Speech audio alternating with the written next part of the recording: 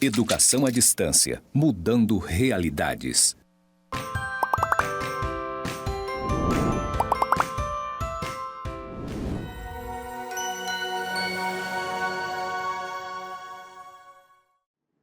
Olá, aluno, olá, aluna. Seja bem-vindo, bem-vinda a mais uma aula da disciplina Fundamentos e Prática da Alfabetização 1. Eu sou Andréia dos Santos Oliveira, sou professora do Instituto Federal de Rondônia, campus Porto Velho, Zona Norte. Neste momento, eu farei a minha audiodescrição. Eu sou uma mulher branca, cabelos encaracolados, na altura do ombro.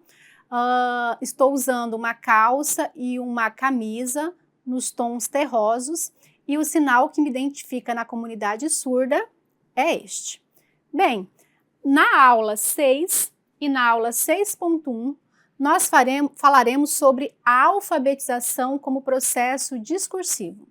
Essas duas aulas estão baseadas neste livro aqui, que é um livro muito importante, que deve ser lido por todos os professores que serão ou que são alfabetizadores, que é a criança na fase inicial da escrita, a alfabetização como processo discursivo. Este livro, ele é resultado de pesquisas feitas pela professora e pesquisadora Ana Luísa Bustamante Smolka.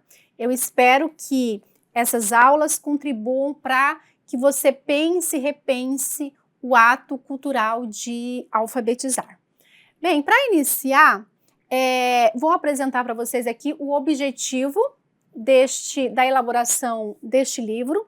Dizer também que este livro ele é fruto de uma pesquisa desenvolvida pela professora Smolka na década de 1980, né? Então aí é um livro que já tem 40 anos, quatro décadas. E quando essas pesquisas elas foram realizadas pela professora, ela tinha como principal objetivo investigar os processos e estratégias que crianças na faixa escolar, na faixa pré-escolar usam para interpretar a escrita no meio em que vivem. E também, como objetivo, identificar conceitos que o pré-escolar desenvolve a respeito deste tipo de linguagem antes do início de uma instrução formal. Então, são esses dois objetivos que norteiam toda a pesquisa da professora Smolka e os resultados desta pesquisa estão aqui neste livro. Quando a gente elabora uma pesquisa, é porque nós temos perguntas que ainda não foram respondidas, não é mesmo? A pesquisa ela serve para dar resposta a um problema cujo resposta ainda não foi encontrada. Então, na fase inicial desta pesquisa, a professora Smolka elaborou vários questionamentos, que são eles. Como vemos as crianças de hoje? Porque quando a gente vai alfabetizar, nós alfabetizamos, né? Podemos alfabetizar crianças, também podemos alfabetizar os adultos, né? Na educação de jovens e adultos, mas nós devemos nos perguntar quem é este ser? Porque o ser, a partir da perspectiva histórico-cultural, que é a teoria de Vygotsky, ele é um ser histórico, um ser cultural. Então, quem é essa pessoa? Qual é o ambiente em que ele vive? São questões importantes que contribuem para que a gente possa elaborar a nossa prática pedagógica. Então, uma dessas perguntas que a professora gostaria de encontrar resposta é: como vemos as crianças hoje? O que sabemos delas, dos seus processos de desenvolvimento, da construção de seus conhecimentos, das ampliações de suas visões de mundo? Então, veja só, aqui de novo vem a palavra desenvolvimento. Vocês já tiveram uma disciplina, né, que se chama Teorias Educacionais, e nessa disciplina vocês estudaram as teorias da educação. Lá vocês estudaram Piaget, lá vocês estudaram Vygotsky, né? E aí cada um desses autores, eles têm uma visão diferente sobre como o ser humano aprende e como o ser humano se desenvolve, não é mesmo? E aí, a partir dessas visões, eu sou mais piagetiano, então você compreende o ser humano de uma forma. Não, eu sou mais vygotskiano, então eu compreendo o ser humano, o processo de aprendizagem, o processo de desenvolvimento de outra maneira. É por isso que a nossa prática pedagógica, ela sempre está firmada em uma teoria educacional. Nós precisamos conhecer, né, as teorias, nos apropriarmos de alguma teoria mais profundamente para que nossa prática ela tenha um embasamento teórico. Né? Então, como é o processo de desenvolvimento, né, dessa criança? Como essas crianças veem o mundo em que vivem? Quais as suas condições de vida? Porque a condição de vida da criança, o meio social, o meio cultural no qual ela está inserida, contribui muito para o processo de alfabetização, que é o aprendizado da língua, da língua escrita, né? Que é aprender a ler e aprender a escrever. O que dizem, o que essas crianças dizem sobre o mundo? O que elas dizem sobre a vida? Como elas dizem isso? O que conhecem sobre a escrita no contexto em que vivem? Será que essas crianças vivem em um ambiente letrado? Será que nas suas casas tem livros, tem gibis, né? Será que na escola, a sala de aula é um ambiente letrado? Quais são as condições reais, né, para que essa criança aprenda a ler e a escrever? Como adquirem esses conhecimentos? Como interagem com esse objeto cultural? Porque a escrita é vista como objeto cultural. E como interpretam o ato de leitura? Qual a função do adulto neste processo? Qual a função da escola neste processo? Então, a gente já percebe aqui que são muitas perguntas importantes. E no decorrer da escrita deste livro, ela vai dando respostas a esses questionamentos, respostas que ela encontrou no decorrer da pesquisa. É por isso que este é um livro que deve ser lido por todos os professores alfabetizadores. Bem, durante a pesquisa, alguns fatos foram evidenciados e eu os apresentarei aqui para vocês nesta aula de hoje. Um dos fatos, né, evidenciados é a inegável influência das condições de vida das crianças no processo de elaboração e construção do conhecimento sobre o mundo. É por isso que eu defendo tanto a teoria histórico-cultural. Porque não tem como a gente descolar o ser humano do local onde ele nasce, do local onde ele vive, das suas condições, né, sociais, históricas e culturais. Então, com certeza, uma criança que, desde o momento em que nasce, está em contato com a língua escrita, seja através de livros, seja através de gibis, de revistas, vendo que a leitura, que o objeto cultural livre é muito importante para a sua família, que faz parte da rotina da família, é claro que essa criança ela já chega à escola com conhecimento diferente a respeito da língua escrita. Talvez já até com uma necessidade de se apropriar da língua escrita, diferentemente daquela criança que, no ambiente em que ela vive, ela não tem contato com livros, a família não dá importância para livros, né, nem para leitura. Então veja que são maneiras diferentes de chegar no ambiente escolar. Algumas já chegarão com a necessidade. Quando vocês estudaram as teorias as tendências educacionais, teorias educacionais, vocês devem se lembrar que a teoria histórico-cultural diz que nós só aprendemos aquilo que nós temos necessidade. E que a necessidade, ela é de ordem cultural, né? Eu não nasço com essa necessidade. Essas necessidades surgem a partir das relações com as outras pessoas. Então, viver em um ambiente letrado, seja na escola, seja em casa, contribui para que a criança sinta a necessidade de ler e de escrever, tá? E aí, algumas descobertas que a professora Smolka apresenta aqui neste livro, tem aqui um diálogo, né, de uma das pesquisadoras com a criança. E aí a pesquisadora pergunta, para que você vem à escola? E uma das crianças responde, para aprender a ler e a escrever. E a pesquisadora pergunta, mas para que você vai aprender a ler e a escrever? E a criança responde, para tirar boa nota. Olha só, percebam aqui a resposta? Então, a única função para aprender a ler e a escrever que aquela criança tinha era tirar boa nota. Ela não tinha ainda descoberto que a gente aprende, a gente lê, né? Para ler um convite, para ler um livro ilustrado, para ler um romance, para ler um conto, para ler uma crônica, para ler uma receita, que a gente aprende a escrever para mandar um bilhete para a mãe, para o pai, né? Para escrever um poema, para escrever um diário. Então veja, será o que a escola estava fazendo que aquela criança ela compreende que precisa aprender a ler e a escrever unicamente para tirar boa nota? Será que isso, né, essa resposta, a culpa da criança ou é a forma como a escola apresenta a leitura e a escrita? Porque também eu venho defendendo que O ato de ensinar a ler e a escrever dentro da escola deve ser próximo à realidade. Para que nós escrevemos fora da escola? Depende. Eu escrevo uma receita porque eu quero me lembrar de como fazer aquele bolo em alguma situação. Eu escrevo uma lista porque eu vou ao mercado e preciso me lembrar, né, do que eu preciso comprar. Eu escrevo um artigo científico porque eu vou publicá-lo. Então, fora da escola, a gente sempre lê e escreve, né, para cumprir alguma necessidade, alguma função. E na escola também. Na escola, a gente tem que ler e escrever com alguma função pré-estabelecida. E aí, a outra criança responde, para não ficar burro. Olha só. A outra, para passar de ano.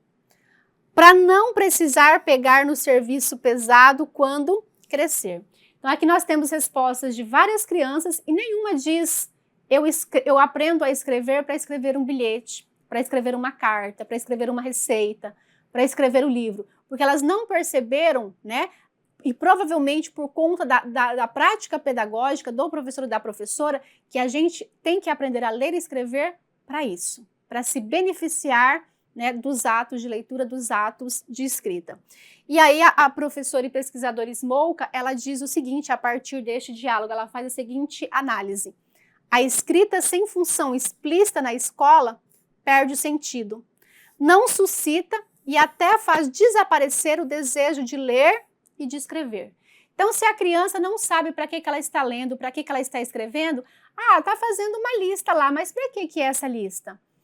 Não, vai ter uma festinha aqui na escola e o professor trabalhou com a lista porque nós vamos ao mercado comprar esses produtos para fazer um bolo para a festa. Veja que essa é uma função. Agora, se a criança simplesmente escreve uma lista porque o professor quer que ela escreva sem uma função social, ela não vai entender, né, por que ela precisa ler e escrever. Ela vai pensar que ela precisa disso apenas para passar de ano, apenas para tirar uma boa nota. E a professora Smolka continua, a escrita na escola não serve para coisa alguma, a não ser ela mesma. E a gente precisa mudar isso. Desde o início, desde quando a criança entra na escola, desde o momento que a criança começa a ser alfabetizada, mostrar para a criança, a gente lê e a gente escreve porque nós temos necessidades. E essas necessidades se alteram, né? Há momentos que nós temos necessidade de escrever um bilhete, outros momentos de escrever uma mensagem de WhatsApp, outros momentos uma carta, que aí é onde vão nascer os gêneros discursivos. Porque também nós já sabemos que nós devemos alfabetizar não por meio de palavras soltas e isoladas nesta perspectiva da alfabetização discursiva, mas por meio dos gêneros textuais, dos gêneros discursivos. Outra descoberta da pesquisa. Não havia nada escrito na sala, nem os nomes das crianças, nem um calendário, nem mesmo o convencional cabeçalho. Então, em uma das salas de aula onde essa pesquisa foi realizada, a professora Smolka constatou que a sala de aula não era um ambiente letrado. Então, veja, muitas de nossas crianças, especialmente aquelas de escolas públicas, que vêm de localidades mais pobres, elas já não têm o contato com a leitura e com a escrita em casa, né? Os pais, às vezes, não têm condições de comprar o livro, ou então eles próprios não se tornaram leitores, então elas não vêm de um ambiente letrado. Então, é aí que a escola é muito fundamental. Por quê? Porque a escola precisa ter este ambiente letrado. Então, quando a criança está aprendendo a ler e escrever, a sala de aula deve ter muitos textos. E quando eu falo muitos textos, não significa simplesmente o alfabeto ali pregado na parede, porque o alfabeto são apenas letras. E as letras não têm sentido. Então, a sala de aula ela precisa ser um ambiente com muitos textos, com muitos gêneros textuais. E aqui ela diz, olha, não tinha nem um calendário, né, nem o cabeçalho, nem o nome da criança. Porque quando a criança chega na sala, tem um poema pregado, tem uma música, tem uma tirinha. Veja, ela vai ali se deparando com o texto escrito. E ao mesmo tempo que ela vai percebendo como é que se escreve, ela vai despertando nela a necessidade de aprender também a ler. Então, tornar a sala de aula de alfabetizandos um ambiente letrado também é fundamental para a alfabetização, segundo a perspectiva da alfabetização discursiva tão defendida pela professora Ana Luísa Smolka. E aí ela faz a seguinte consideração: trazer a escrita para dentro da sala de aula, trabalhando as funções da escrita em todas as suas possibilidades, utilizando crachás. Olha a importância do crachá, porque cada criança tem um crachá, então a outra vai vendo como é que escreve o nome dos seus colegas, calendários, livros, revistas, bilhetes, rótulos de produtos e embalagem, ou seja, tornar a sala de aula um ambiente letrado. Isso é fundamental no processo de alfabetização para essa perspectiva aqui, olha. Dar espaço e encorajar as crianças a falarem, formando pequenos grupos de crianças, o que facilitaria o diálogo e o trabalho em conjunto. Em vez de uma sala de aula silenciosa, crianças falantes, crianças que estejam dialogando com os seus colegas sobre aquilo que está sendo ensinado, aquilo que está sendo aprendido. Ler e escrever para as crianças. Neste momento, a professora pode ser a escriba, né? Com a ajuda da criança, vai lá no quadro e constrói um texto coletivamente. Ah, mas é a professora que está escrevendo, mas a criança está ajudando na construção de uma história que possui sentido. Expor trabalhos das crianças de forma organizada, utilizando a escrita para a organização. Esclarecer e informar as crianças sobre a escrita, respondendo às perguntas que as crianças fizessem. Então, é isso que o professor deveria fazer. Além disso, né, esse livro aqui ele tem muitas descobertas interessantes. Não, infelizmente, não é possível apresentá-las todas a vocês, por isso a indicação da leitura do livro. Uma outra descoberta é: o que as crianças estavam escrevendo? Para que essas crianças estavam escrevendo? Lembra lá do exemplo? Uma coisa é simplesmente escrever uma lista para ficar ali na sala de aula. Outra coisa é escrever uma lista porque essa lista de fato será usada para alguma coisa, para comprar um ingrediente, né? Então veja, para quem? Para quê? Né? As crianças não escreviam para registrar uma ideia, nem para documentar um fato, nem por necessidade ou prazer de comunicar ou interagir com alguém. Então veja, ela constatou que era uma escrita, escreviam por escrever. Escreviam porque o professor pediu, não porque tinham necessidade, não para registrar uma ideia. Ah, a sala de aula está quente? Vamos fazer uma reclamação? Vamos mandar um bilhete para a direção pedindo para que conserte o ar-condicionado? Veja, mesmo a professora sendo a escriba, mas a criança pode utilizar na formulação deste texto, na formulação desta reclamação. E aí a criança vai aprendendo, vai compreendendo como é que se organiza o texto escrito, não é mesmo? As crianças copiavam palavras soltas. E aí a gente pode perceber que nesta sala de aula investigada, provavelmente era uma alfabetização tradicional, que nós já estudamos em aulas anteriores. E a alfabetização discursiva, ela não trabalha com palavras soltas, ela trabalha com o texto concreto, o texto real, o texto vivo, manifestado através dos gêneros discursivos. Então, as crianças copiavam palavras soltas, provavelmente com algum significado para elas, mas sem articulação e sem sentido, tendo por motivo aprender a ler e a escrever. E não escrever um livro porque este livro vai ser lido pelos meus colegas. Não escrever uma carta porque eu quero me comunicar com alguém que esteja distante. Vendo a diferença? A intenção da professora era mostrar a semelhança gráfico-sonora. Então, é aquela professora que acreditava que ensinar a ler é ensinar que a linguagem falada tem relação com a linguagem escrita, ou que a linguagem escrita é baseada na linguagem falada. Isso é uma concepção da alfabetização tradicional. É bem diferente de outros tipos de alfabetização que nós já discutimos em unidades anteriores, como, por exemplo, a alfabetização humanizadora. Aliás, a alfabetização humanizadora é muito semelhante à alfabetização como processo discursivo, porque ambos têm como teoria o Vygotsky, da teoria histórico-cultural, os filósofos da linguagem, Bakhtin e Voloshinov. Ambos, tanto a alfabetização humanizadora como a alfabetização discursiva, entendem que deve-se ensinar a ler e escrever por meio de textos reais, certo? Mas onde estavam, por exemplo, a dimensão simbólica, a dimensão pragmática, a dimensão lúdica, a dimensão dialógica da escrita neste contexto, olha a importância. As crianças aí em fase de alfabetização têm 6 anos de idade, às vezes 5 anos de idade, então são crianças muito pequenas, né? E aí, de acordo com a teoria histórico-cultural, as crianças muito pequenas, elas aprendem por meio da brincadeira, principalmente a brincadeira de papéis, que é a brincadeira de faz de conta. Então, olha a importância do professor levar poemas, principalmente poemas que trabalhem com a questão da sonoridade, levar músicas, não é mesmo? Levar contos, levar livros ilustrados, para que o ato de alfabetizar seja um ato também prazeroso e a aprendizagem também.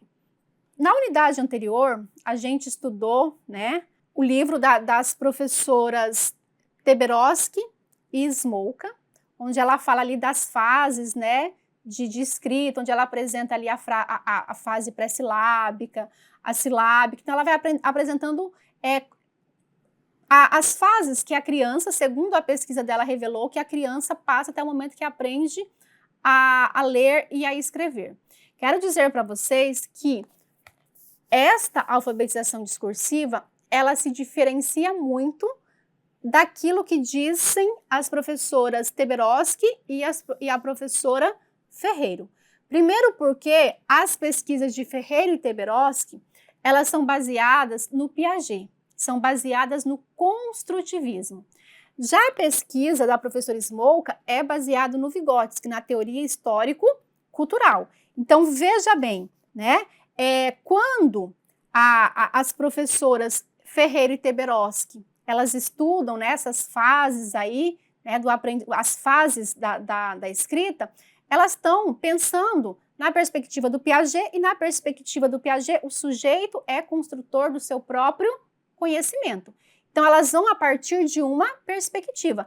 A professora Smolka, como ela está investigando a partir da teoria histórico-cultural, então, na teoria histórico-cultural, apresenta o quê? A importância do outro, a importância do sujeito mais experiente neste processo, a importância das relações, a importância das condições sociais, que são as condições de vida, das condições histórico, das condições culturais. Então, são maneiras diferentes de perceber o processo de alfabetização.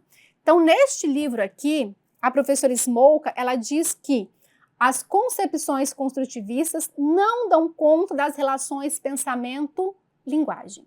Inclusive, quem aborda muito a questão pensamento-linguagem é o Vygotsky.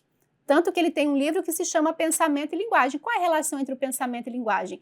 Porque nessa perspectiva da teoria histórico-cultural, né, é pela apropriação, né, da linguagem aí que eu vou me desenvolvendo enquanto ser humano, que eu vou desenvolvendo o meu pensamento, o meu raciocínio, né? Então, as elaborações socio-históricas da linguagem são deixadas de lado nas pesquisas de Ferreiro e de Teberoski. Não que não sejam importantes, mas ela diz que ela percebe essas limitações nas pesquisas, né, das argentinas Ferreiro e Teberoski. Por quê? Porque essas argentinas, né, que fazem a pesquisa na perspectiva piagetiana, na perspectiva construtivista, elas analisam a relação da criança com a escrita como objeto do conhecimento, né? Independente das condições de interação social e das situações de ensino. Então, veja, as professoras dizem que não tem como. É claro que aquilo que descobriram Ferreira e Teberoski tem a sua importância, mas ali, né, elas tentaram mostrar como é que a criança sozinha vai elaborando hipóteses a respeito da língua escrita. Mas o professor pode fazer uso disso? Pode, mas a partir disso ele tem que pensar, tá, mas para aprender a ler e escrever, né, a partir de uma perspectiva discursiva, a partir de uma perspectiva da teoria histórico-cultural, entra também o outro, que é o sujeito mais experiente. E o que o professor pode fazer neste processo?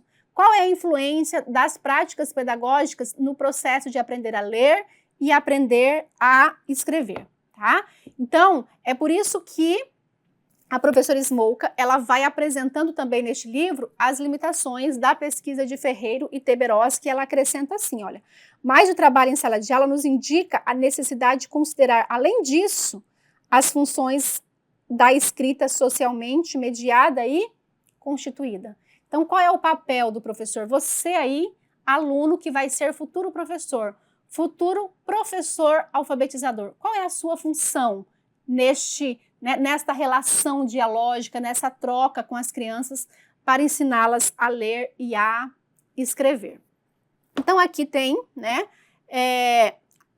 segundo a Smolka, qual é a principal diferença entre a pesquisa dela, que é baseada no Vygotsky, na teoria histórico-cultural, e as pesquisas de Ferreira e Teberoski, que são piagetianas construtivistas. Ela diz assim, a Smolka: assim, enquanto Ferreiro fala em identidade e similitude, e procura as semelhanças indicando um paralelismo entre a história cultural e a psicogênese, coerente com o pressuposto epistemológico-linguístico piagetiano, impõe-se para mim, então isso aqui, ó, até aqui são as pesquisas de Ferreira e Teberoski, mas para ela, para a professora Smolka, que é da vertente da teoria histórico-cultural, ela diz, mas para mim, né, impõe-se para mim neste trabalho a necessidade de evidenciar e compreender precisamente as diferenças, assumindo que as constantes mudanças e a incessante elaboração dos sistemas simbólicos levam a uma contínua reestruturação da atividade mental dos homens no processo histórico.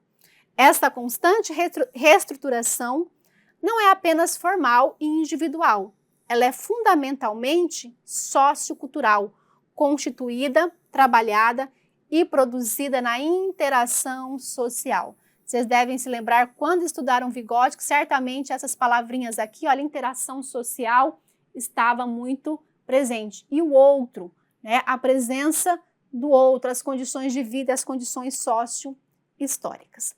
E continua, né, apresentando as principais diferenças aqui entre Piaget e Vygotsky, já que as pesquisas de Ferreira e Teberoski foram baseadas em Piaget, e a pesquisa da professora Smolka baseada na perspectiva teoria histórico-cultural formulada pelo psicólogo russo Vygotsky. Ao falarem da construção individual do conhecimento, quem fala da construção individual do conhecimento? Piaget. E como Ferreiro e Teberoski baseiam-se em Piaget, elas também, né? Então, ao falarem da construção individual do conhecimento, Piaget e Ferreira enfatizam o ponto de vista da criança que aprende. Ao falar da internalização das formas culturais de comportamento, papéis e funções sociais, Vygotsky enfatiza o papel do adulto como regulador na relação com a criança. Porque para o Vygotsky, para a teoria histórico-cultural, a aprendizagem se dá pelo processo de internalização. Eu vejo, né, a forma como o outro, como é que o adulto se comporta diante do livro? Como é que ele passa as páginas? Como é que ele lê? Então, veja, é sempre de fora para dentro. E aí eu internalizo. Então, veja que a internalização é um processo, né, típico de quem defende a teoria histórico-cultural. Então, eu internalizo isso que eu vi do lado de fora, do lado externo.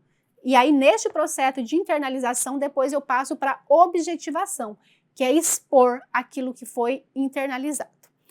As implicações pedagógicas se distinguem e se esclarecem quando Piaget nos diz, por exemplo, que quando se ensina alguma coisa à criança, a impedimos de realizar uma descoberta por si mesmo. É por isso que o Piaget diz, né, dessa descoberta.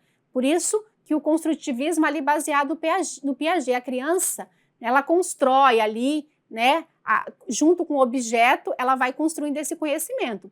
Já o Vygotsky, a teoria histórico-cultural, mostra a importância do outro, mostra a importância do sujeito mais experiente. Tanto que ele desenvolve ali, né, os termos zona de desenvolvimento real, que é aquilo que a criança é capaz de fazer sozinha, e a zona de desenvolvimento potencial, aquilo que a criança é capaz de fazer com a ajuda de um sujeito mais experiente. E o Vygotsky diz, o bom ensino é aquele que incide sobre a zona de desenvolvimento potencial, aquilo que a criança ainda não é capaz de fazer sozinha, mas pode fazer com a ajuda de um sujeito mais experiente. Então vejam que são concepções bem diferentes, que aplicadas ao ato de alfabetizar, vão ser também concepções diferentes. Não, então eu alfabetizo na concepção piagetiana. O seu modo de alfabetizar vai ser de uma forma. Não, eu alfabetizo na perspectiva da teoria histórico-cultural, que é o que propõe a professora Smolka. O seu ato de alfabetizar vai ser de uma outra maneira. Então, né, quando ele diz, enquanto Vygotsky, elaborando o conceito de zona potencial de desenvolvimento, afirma que a criança fará amanhã sozinha o que hoje faz em cooperação. Então, aqui ela apresenta as principais diferenças entre Piaget e Vygotsky e as implicações disso para a alfabetização. E a professora Smolka continua: a alfabetização não pode ser vista apenas em relação ao processo de construção individual do conhecimento, né? Como pregou lá, né, as pesquisas, né, da Teberoski, né, da Ferreiro e Teberoski, que é o processo individual, quais eram as hipóteses que a criança vai desenvolvendo enquanto aprende a escrever, proposto por Piaget e Ferreiro. Mas precisa ser situada levando-se em conta o processo de internalização dos papéis e funções sociais apontadas por Vygotsky. É o que defende a professora Smolka. E ela continua: as análises epistemológicas de Ferreiro, Teberoski e Palácio não podem dar conta, em termos políticos pedagógicos, do fracasso da alfabetização escolar. Porque, se bem que elas apontem para o significado e a importância das interações, né, aqui ela reconhece que lá nas pesquisas de Ferreira e Teberoski, elas também abordam, né, a importância do significado, né, de trabalhar com os textos, a importância das interações, mas elas investigam e procuram explicar o processo individual do desenvolvimento das noções infantis sobre a escrita, independentemente das relações sociais e das situações de ensino, formais ou informais, certo? Elas mostram mais um fator que precisa ser conhecido e observado no processo de alfabetização, mas não resolvem, nem pretendem resolver o problema. Então, veja, aqui ela diz, olha, as pesquisas de Ferreira e Teberoski, elas têm avanço. É importante o professor levar em consideração porque elas mostram questões da criança, individualmente da criança, mas que aquilo por si só não vai fazer com que a criança aprenda a ler e a escrever, porque nas pesquisas de Ferreira e Teberoski, elas procuraram mostrar quais as hipóteses a criança sozinha vai elaborando, né, neste processo de aprendizagem da língua escrita. Mas aí, tá, a gente precisa ter conhecimento disso, mas qual vai ser a minha prática pedagógica? O que eu, enquanto professor, enquanto sujeito mais experiente, vou fazer para que a criança, de fato, aprenda a ler e aprenda a escrever? Isso é fundamental. E aí, baseado em tudo o que foi dito, né, das diferenças entre as pesquisas de Ferreira e Teberoski, da pesquisa da professora Smolka, o que é essa alfabetização discursiva que ela propõe? Porque neste livro aqui, o tempo todo ela propõe uma saída que é a alfabetização discursiva. O que é essa alfabetização discursiva? A alfabetização não implica, obviamente, apenas a aprendizagem da escrita de letras, palavras e orações. Nem tampouco envolve apenas uma relação da criança com a escrita. A alfabetização implica desde a sua gênese, ou seja, desde o seu início, a constituição do sentido. Então, desde o momento que a criança chega na escola, o ato de aprender a ler e a escrever deve ser carregado de sentidos. Desse modo, implica mais profundamente uma forma de interação com o outro, pelo trabalho de escritura. Para quem eu escrevo? Não é? Porque dependendo de para quem eu escrevo, eu vou usar um tipo de linguagem, um tipo de discurso. É por isso que sempre que eu vou pedir para a criança escrever, para quem que ela está escrevendo? O que escrevo e por que eu escrevo? A criança pode escrever para si mesma, como por exemplo, quando eu estou fazendo um diário, é para mim mesma, eu não quero que ninguém leia meu diário. Quando eu escrevo um poema que eu não tenho intenção de publicar, mas que eu escrevo porque eu preciso externalizar aquilo que eu estou sentindo, que eu estou sentindo por meio de palavras. Então, a criança pode escrever para si mesma, palavras soltas, tipo lista, para não esquecer, tipo repertório, para organizar o que já se sabe. Pode escrever ou tentar escrever um texto, mesmo fragmentado, para registrar, narrar, dizer. Mas essa escrita precisa ser sempre permeada por um sentido. Olha aqui de novo, como a palavra sentido é fundamental para a alfabetização discursiva. Escrever e ler sempre com sentido. Precisa escrever por um desejo. e implica ou pressupõe sempre um interlocutor. Então, sempre que eu escrevo, na vida real, eu escrevo para que outra pessoa me leia. Às vezes pode ser eu mesma, no caso do diário, no caso de um poema que eu não pretendo divulgar, mas sempre tem um interlocutor. E quando eu for trabalhar com a alfabetização na perspectiva discursiva, deixar isto claro para a criança. Para que este texto? Para quem? Com que intenção você está escrevendo? Bem, gente, esta foi nossa aula. Eu espero que tenha ajudado você a compreender a alfabetização discursiva e que você esteja gostando da leitura deste livro tão importante. Até a próxima!